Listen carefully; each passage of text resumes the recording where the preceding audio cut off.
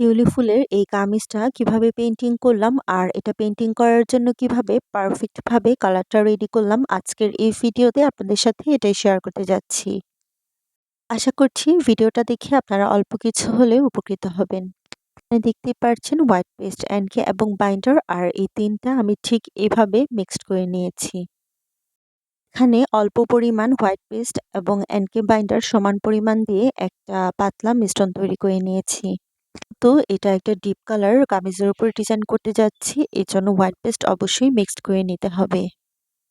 আমি সেভাবে মিক্সড করে নিয়েছি আর এই মিশ্রণটা একবারে রেডি করে নিয়েছি। এখন কামিজে যে কালারগুলো অ্যাপ্লাই করব সেই কালারগুলো আবার আলাদাভাবে কাজ করার আগে একটু একটু করে তৈরি করে নিচ্ছি। এখানে এই যে পাতা পেইন্টিং করার জন্য একটা লাইট গ্রিন কালার তৈরি করে নিয়েছি আর এটা দিয়ে এখন খুব সহজেই পাতাটা পেইন্টিং করা যাচ্ছে। এর আগে ডিপ ব্রাউন কালার দিয়ে একটা ব্রাউন কালার তৈরি করে নিয়েছিলাম। সেটা দিয়ে ওই যে দেখতে পাচ্ছেন ডাল দিয়ে নিয়েছি। এভাবে ডিপ কালার কাপড়ের উপরে খুব সহজেই কালারগুলো এপ্লাই করা যায়। আর এই কালারটা ঠিক এরকমই থাকবে। একদম ড্রাই হওয়ার পরে কিন্তু এটা আর এমন হবে না যে বোঝা যাচ্ছে না, এটা কালারটা কিন্তু ঠিক এরকমই থাকবে। যে দেখেন ৩ টা পাতা একটু বড়, বড় সাইজে দিয়ে নিয়েছি আর এখন পাতার যে ডিটেইলিংটা সেটা করছি। আর এইজন্য ১ম এ হোয়াইট কালারটা ব্যবহার করেছি। গ্রিন কালারটা এভাবে কালার এপ্লাই করে তারপরে এভাবে পাতাগুলো পেইন্টিং করে নিচ্ছি। আপনারা চাইলে ডিপ কালার কাপড়ের উপরে আলাদাভাবে হোয়াইট পেস্ট একবার ব্যবহার করে নিতে পারেন। তারপরে সেটার উপরে মেন কালার দিয়ে পাতা ফুল বা ডিজাইন যেটাই হোক সেটা করতে পারেন।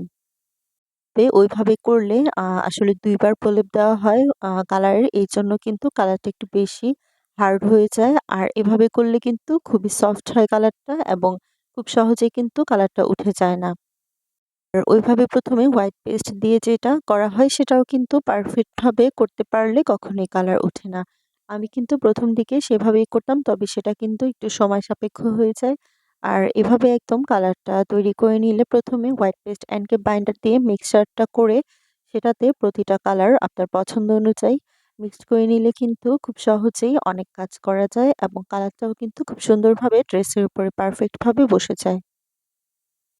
এখানে এখন পাতা আর ডালপালা দেওয়ার পরে কিছু ফুলের কলি দিয়ে নিয়েছি। এভাবে করে দেখতেই পেলেন।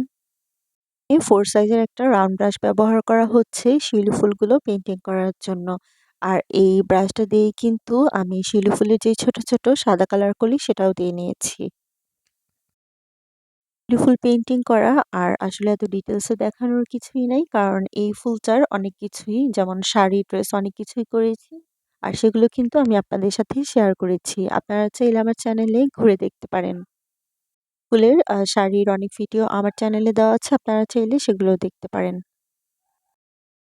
এই শরৎকাল থেকে শীতকালে এই টাইমে শিউলি ফুলের একটা ড্রেস না পরলে কেমন যেন বেমানান মনে হয়। যেহেতু হ্যান্ড পেইন্টিং করতেই পারি, নিজের ড্রেস নিজে ডিজাইন করতেই পারি, তাই প্রতিবারই কিন্তু নিজের জন্য একটা শিউলি ফুলের শাড়ি বা ওয়ান পিস আমি রেডি করেই থাকি। এবারও কিন্তু সেটাই করা হচ্ছে।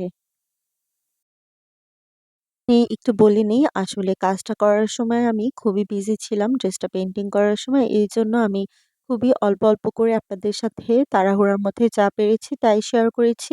এই যে এই ক্লিপসটা কিন্তু রাতের দিকে।